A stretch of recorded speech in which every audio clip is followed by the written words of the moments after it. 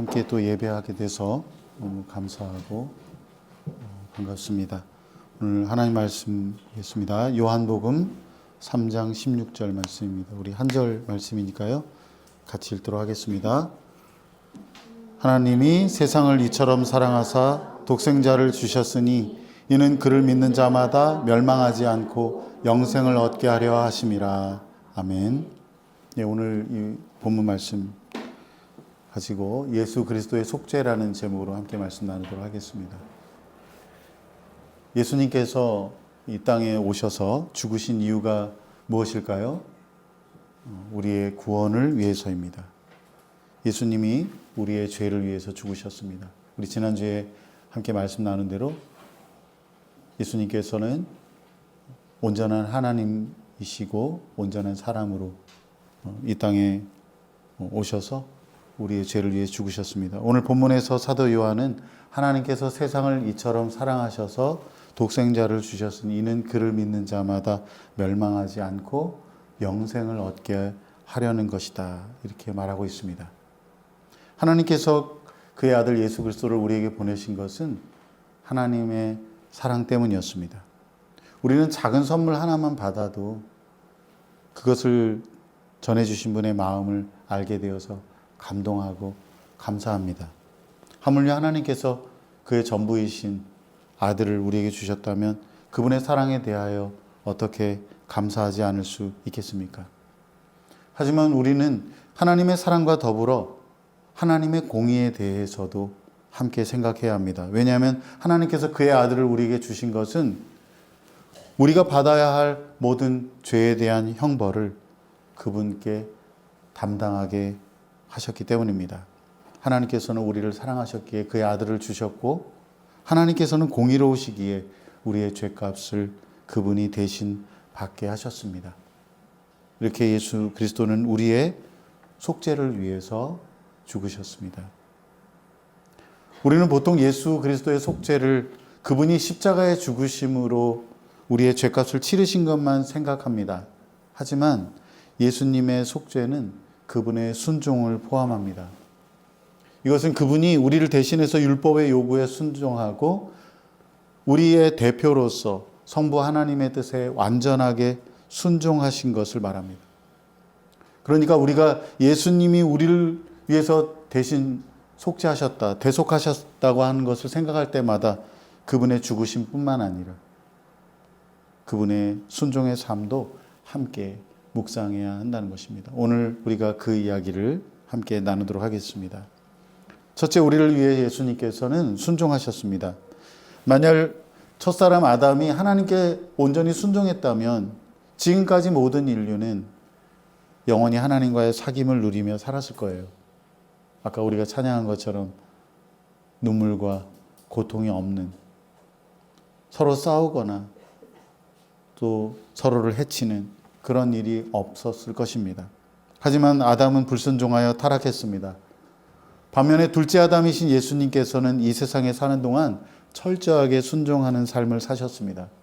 왜 그렇게 하셨냐면 예수님이 하나님 앞에서 우리를 당당하게 세우시기 위해서, 그것을 성경에서는 하나님 앞에서 의를 얻게 하시려고 이렇게 표현하거든요.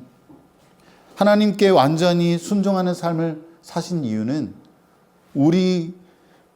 우리가 하나님의 그 완전한 순종이라는 그 예수님의 그 공로가 우리의 것이 되도록, 그래서 우리가 하나님 앞에 설 수 있도록 하시기 위해서 일생 동안 예수님은 하나님의 말씀에 순종하셨습니다. 우리 다 같이 로마서 5장 19절 말씀 읽겠습니다. 한 사람의 불순종으로 인해 많은 사람이 죄인이 된 것처럼 한 분의 순종으로 인해 많은 사람이 의인이 될 것입니다. 아멘. 웨인 그루뎀은 이렇게 말합니다. 하나님은 우리의 죄가 그리스도께 속한다고 생각하시는 것처럼 그리스도의 의가 우리에게 속한다고 생각하신다. 우리의 죄가 마치 그리스도에게 속한 것처럼 그리스도께서 의를 이루신 것이 우리의 것이라고 생각하신다는 거예요. 왜? 하나님이 우리를 의롭다고 생각하신 겁니다. 우리를 의롭다고 간주하십니다. 왜 그렇게 하시느냐면 우리가 예수님을 믿음으로 그분 안에 있다고 생각하기 때문입니다. 그래서 우리가 예수님의 그 의를 힘입어서 예수님의 이름을 의지해서 우리 하나님 앞에 의롭게 되었다고 하는 겁니다. 그렇게 예수님은 이 세상에 사는 동안 우리를 위해 순종하셨습니다. 복음서에는 예수님이 얼마나 순종하셨는지에 대한 자세한 이야기가 나오는데요. 그 중에 몇 가지를 나눕니다. 마태복음 4장에 보면 예수님이 세례 요한이 감옥에 갇혔다는 소식을 듣고 남쪽에 있는 유다에서 북부 갈릴리로 올라가셨습니다. 거기 갈릴리 호수에 있는 가버나움으로 가서 사셨습니다. 예수님이 그냥 자기가 원하는 대로 가고 싶은 대로 가신 게 아니고요. 그렇게 하신 이유는 선지자 이사야를 통해서 하신 말씀을 이루시기 위해서입니다. 이사야가 이렇게 예언했습니다. 수불론 땅과 납달리 땅이여 호수로 가는 길목 요단강 건너편 이방 사람의 갈릴리여 어둠 가운데 살고 있는 백성이 큰 빛을 보았고 죽음의 그림자가 드리운 땅에 앉아있는 사람들에게 빛이 비쳤다. 예수님께서 그 갈릴리 가버나움 지역으로 가심으로써 어둠에 살고 있던 이방 사람이 살고 있는 이 갈릴리에 큰 빛이 임하게 되었다. 선지자 이사야가 예언했던 그것을 그대로 순종하셔서 예수님이 세례 요한이 감옥에 갇힌 이후에 그곳으로 가서 살게 되셨습니다. 또 마태복음 11장에 보면 세례 요한이 감옥에서 예수님에 관한 소식을 들었을 때 그분이 정말 그리스도이신지에 대해서 확신하지 못했습니다. 그래서 사람을 보내서 물었습니다. 세례 요한이 생각했던 메시아 그리스도는 어떤 분이냐면 이제 당장에 오셔가지고 모든 죄인을 심판하시고 의의 나라 영원한 하나님 나라를 세우실 그런 메시아를 기대했는데요. 그런 일이 전혀 없는 거예요. 그래서 사람들을 보내서 물었습니다. 오신다는 분이 당신 맞아요? 아니면 우리가 다른 분을 기다려야 되는 겁니까? 그때 예수님이 말씀하셨어요. 너희가 돌아가서 요한에게 전해주어라. 보지 못하는 사람들이 보고 있고 걷지 못하는 사람들이 걷고 있어. 죽은 사람들이 살아나고 가난한 사람들에게 복음이 전파되고 있다. 예수님은 자신이 메시아 그리스도이시라는 것을 그렇게 말씀하고 있는 거예요.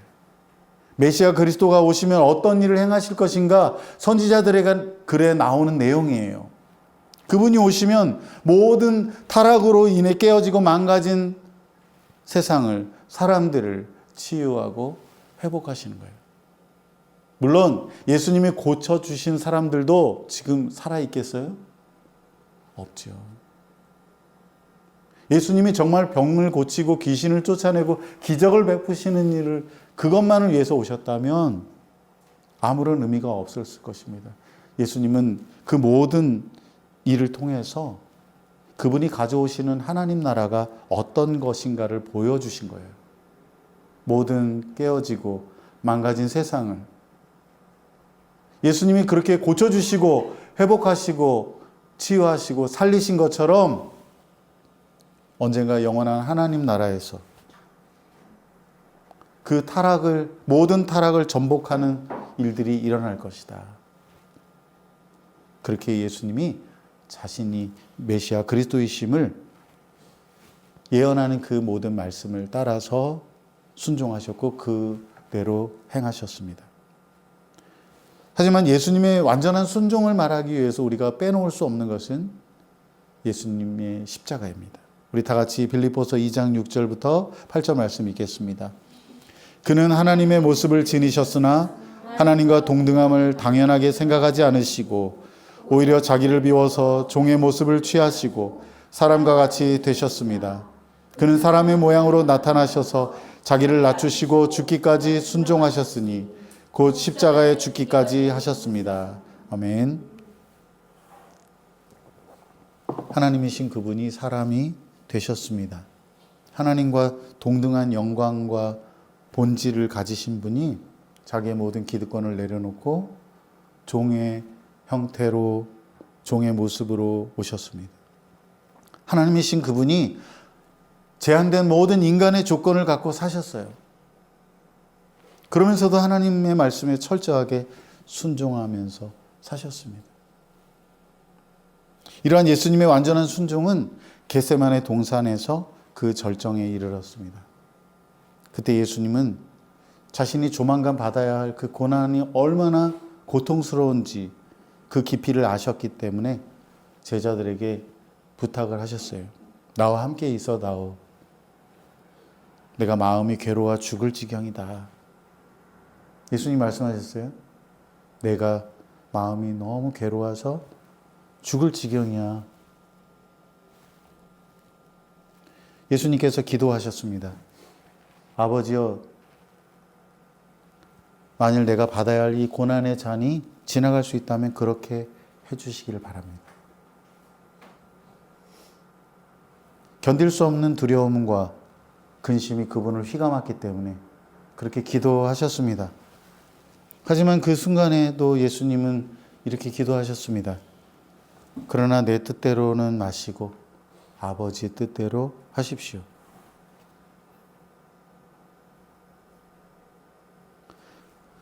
사랑하는 여러분, 예수님께서 우리를 위해 그렇게 철저하게 죽기까지 순종하지 않으셨다면 우리는 하나님과 영원한 삶을 누릴 자격을 얻을 수 없었을 겁니다. 예수님은 우리를 하나님께 나아가게 하시려고 우리를 위해서 그렇게 완전한 순종을 하셨습니다. 우리는 한번 생각해 봐야 됩니다. 우리를 위해 순종하신 그분의 공로에 의지하는 저와 여러분이 되기 위해서 우리 자신을 스스로 돌아볼 수 있기를 바랍니다. 예수님은 그렇게 철저하게 순종하는 삶을 사셨는데 우리는 과연 어떻게 살고 있는가? 여러분, 하나님 말씀을 순종하고 있습니까? 혹시 하고 싶은 것만, 내가 할 수 있는 것만 내가 해서 손해보지 않을 것들만 골라서 하고 있는 것은 아닌가요? 일단 여러분의 뜻을 앞세우고 하나님께서 도와주시길 바라는 건 아닙니까?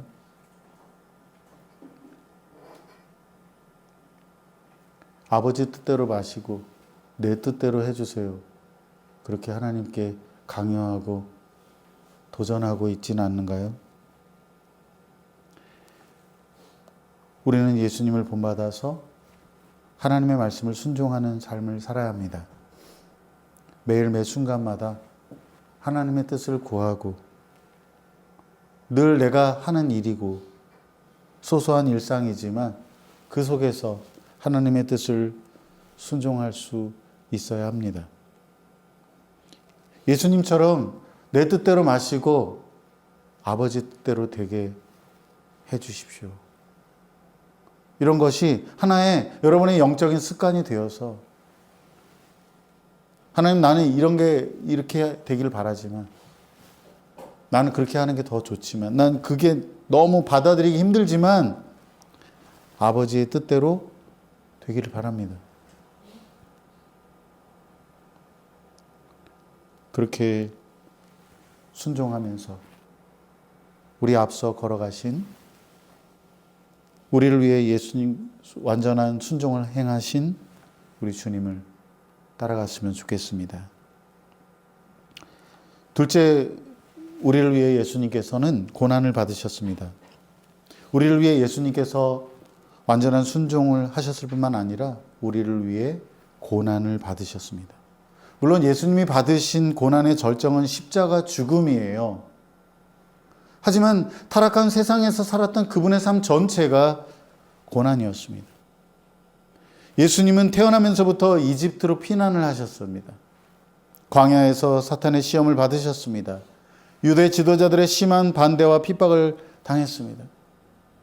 예수님을 향해서 사람들이 모욕을 했죠. 죄인들의 친구라고, 술꾼이라고, 먹기를 탐하는 돼지 같은 존재라고 했습니다. 그렇게 예수님의 삶 전체가 어려움의 연속이었지만 가장 고통스러운 것은 십자가였습니다. 거기에서 예수님은 우리의 죄에 대한 형벌과 저주를 담당하셨습니다. 우리 다 같이 이사야 53장 3절부터 6절 말씀 읽겠습니다. 그는 사람들에게 멸시를 받고 버림을 받고 고통을 많이 겪었다. 그는 언제나 병을 앓고 있었다. 사람들이 그에게서 얼굴을 돌렸고 그가 멸시를 받으니 우리도 덩달아 그를 귀하게 여기지 않았다. 그는 실로 우리가 받아야 할 고통을 대신 받고 우리가 겪어야 할 슬픔을 대신 겪었다. 그러나 우리는 그가 징벌을 받아서 하나님에게 맞으며 고난을 받는다고 생각하였다. 그러나 그가 찔린 것은 우리의 허물 때문이고 그가 상처를 받은 것은 우리의 악함 때문이다. 그가 징계를 받음으로써 우리가 평화를 누리고 그가 매를 맞음으로써 우리의 병이 나았다. 우리는 모두 양처럼 길을 잃고 각기 제 길로 흩어졌으나 주님께서 우리 모두의 죄악을 그에게 지우셨다. 아멘. 하나님께서는 우리 모두의 죄악을 예수님이 담당하게 하셨습니다. 예수님께서 우리가 받아야 할 그 모든 형벌과 저주를 대신 받게 하셨습니다. 우리에게 십자가는 자격 없는 자에게 거저 주신 은혜이지만은 예수님 그분에게 있어서 이 십자가는 아주 혹독한 고통이었습니다. 고대 세계에서 십자가 형벌은 아무 죄인에게나 행하는 것이 아니고요. 국가의 반역자나 도망친 노예들에게 행한 것이었습니다. 유명한 사상가였던 키케로는 로마 시민들에게 십자가 형벌이라는 말을 언급조차 하지 말라고 할 정도로 끔찍한 처형 방식이었습니다. 십자가에서 죽는 죄인은 결정적인 사인은 맞은 상처나 못 박힌 그것에 의한 것이 아니라 천천히 질식에 의해서 죽어가는 것이었습니다. 건강한 사람이라면 일주일이나 거기 매달려 있어야 했습니다. 낮에는 뜨거운 태양과 밤에는 매서운 추위를 맞닥뜨리면서 잔인하고 고통스러운 형벌을 온몸으로 받아야 했지요. 십자가에 매달린 죄인은 못 박힌 팔로 몸무게 대부분을 지탱했습니다. 그리고 그 눌리는 것 때문에 호흡하기가 상당히 어려운 상태에 있게 되죠. 그러나 숨을 쉬어야 될 거 아니에요? 숨을 한번 쉬려면 자기 발로 자신의 몸을 밀어 올려야 합니다. 그래서 횡격막이 올라가 가지고 호흡을 할 수 있는 것이죠.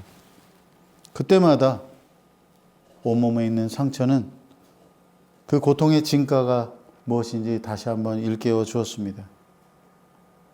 대부분의 죄인들은 오래 지속되는 고통 속에서 겨우 숨을 몰아내시다가 그렇게 비참한 죽음을 맞아야 했습니다. 때때로 형 집행자들은 빨리 죽음에 이르도록 죄인의 다리를 부러뜨려서 더 이상 그가 발을 디뎌 숨을 쉬지 못하게 했습니다. 그런데 예수님은 너무 일찍 돌아가셔가지고 쇠몽둥이로 다리를 뼈를 부술 필요가 없었죠. 예수님은 우리가 받아야 할 형벌을 그렇게 받으셨습니다. 하지만 예수님께서 우리의 죄를 담당하신 그 이 영혼의 고난에 비한다면 육체적 고난은 아무것도 아닙니다. 사람들은 죄를 지었을 때 어때요? 불안과 두려움의 감정을 갖게 되죠. 죄책감은 우리의 마음을 짓누르고 후회와 한탄을 하게 만듭니다. 양심을 저버린 것과 자신이 올바른 길로 가고 있지 않다는 자책감이 밀려듭니다. 또한 우리가 다른 사람이 끔찍한 죄를 저지를 때 그것을 똑바로 쳐다보는 일은 너무나 고통스러운 일입니다. 특히 자신이 그와 비슷한 범죄의 희생자라면 더 그럴 겁니다. 그래서 저는 개인적으로 호러물보다, 잘 보지도 않지만 호러물보다 더 보기 힘든 영화가 있다면 자기가 겪었던 일과 비슷한 내용의 영화일 거예요. 다시는 기억하고 싶지 않은 폭력과 학대, 슬픔과 이별이 어떤 인간의 죄악과 연관되어 있다면 그것을 대면한다는 것은 엄청난 트라우마처럼 견디기 힘든 것입니다. 죄인인 우리가 그 정도라면 하물며 거룩하신 예수님께서 이 타락한 세상을 대하셨을 때 어떠셨을까요? 그분이 사람들의 마음을 읽고 아셨다면 자기를 향해 죄인들의 친구요 술꾼이라는 말을 하는 걸 들으셨을 때 그분의 감정은 어떠셨을까요? 죄가 없으신 그분이 자기가 받을 필요가 없는 그 모든 죄값을 다 받고 치르셨습니다. 하나님은 예수 그리스도를 죄로 삼으셨습니다. 그분이 우리를 위하여 저주를 받으셨습니다. 그것이 얼마나 감당하기 어려운 일입니까? 우리는 작은 일에도 억울하면 미칠 것 같은데. 게다가 예수님은 그러한 고난 가운데 있을 때 아무도 함께하지 않았습니다. 예수님은 모두에게 벌어지셨습니다. 예수님은 가까이 했던 제자들에게 깨어 기도하라고 부탁하셨지만 그들은 모두 잠을 잤습니다. 예수님이 붙잡히시는 순간 다 예수님을 버리고 도망갔습니다. 인생에서 가장 고통스럽고 힘든 순간에 한 사람이라도 곁에 있다면 그나마 조금 견딜 수 있는 힘을 얻었을 텐데 예수님께는 아무도 남아있지 않았습니다. 홀로 있던 그 밤에 그날에 그 십자가에서 예수님이 하나님을 향해 이렇게 외치셨습니다. 엘리 엘리 라마 사박다니. 그 말은 나의 하나님이 어찌하여 나를 버리셨나이까라는 뜻입니다. 사람들은 저가 엘리야를 찾는가 보다라고 말했지만 그게 아니고 성자 예수님께서는 그때 성부 하나님으로부터 그 사귐으로부터 완전히 단절되었던 것입니다. 영원하신 하나님, 삼위일체 하나님은 영원 전부터 지금까지 그리고 앞으로도 영원토록 상호 내주하시면서 우리가 도저히 상상할 수 없는 그 친밀한 사귐 가운데 계시는 분이에요. 그런데 그날 그 십자가에서 예수님은 하늘에 계신 그분의 아버지께로부터 버림을 받았습니다. 예수님은 그렇게 수백만 가지의 죄책의 무게를 담당하시고 십자가에서 홀로 견디셔야 했습니다. 여러분 어렸을 때 잘못을 해가지고 부모님이 퇴근하고 돌아오면 나를 얼마나 혼낼까 하면서 마음 졸여본 적이 없습니까? 혹시 뜻하지 않은 범죄에 휘말려서 재판을 받아본 적이 없나요? 얼마나 떨리고 두렵습니까? 그런데 예수님께서는 우리가 마지막 날에 받아야 할 그 하나님의 진노를 우리를 대신하여 받으셨습니다.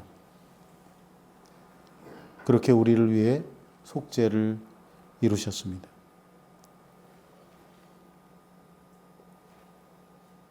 말씀을 맺습니다. 예수님께서는 우리를 위해 순종하셨습니다. 예수님께서는 우리를 위해 고난을 받으셨습니다.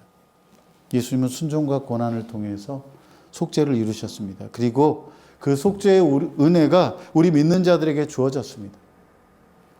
하지만 우리 믿는 자들이 그 속죄의 은혜를 받은 자들이 잊지 말아야 할 중요한 사실이 있습니다. 그것은 우리에게 십자가가 은혜였지만 예수님께는 희생이었다는 사실입니다. 거저 주어진 은혜이지만 그 희생의 가치를 아는 자에게 참된 것이 된다는 것을 잊지 마시기를 바랍니다. 강영한 교수가 이렇게 말했습니다. 한국 교회는 어느 다른 시대, 어느 다른 지역에 비해 자본주의에 깊이 물든 교회의 모습을 하고 있다. 오늘날 한국 교회는 타인과의 경쟁이 삶의 방식이 되고 돈이 주인이 되며 욕구와 욕망이 삶을 추동하는 힘이 되고 작은 것보다 큰 것이 질보다는 양이 거저줌이나 나눔보다는 거래가 오히려 삶을 지배하는 가치가 된 자본주의 체제에 종속되어 버렸다. 여기에는 공동체가 들어설 자리가 없고 예수를 따르는 제자도는 기대할 수 없다.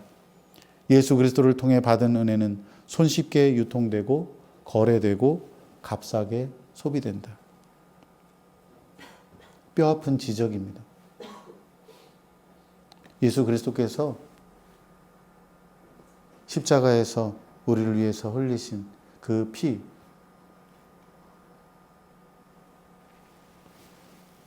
그 값비싼 희생의 대가로 이루어진 그 은혜가 우리들 사이에서 손쉽게 유통되고 거래되고 소비된다고 하는 겁니다. 사랑하는 여러분, 우리를 위해 예수님께서 순종하셨습니다.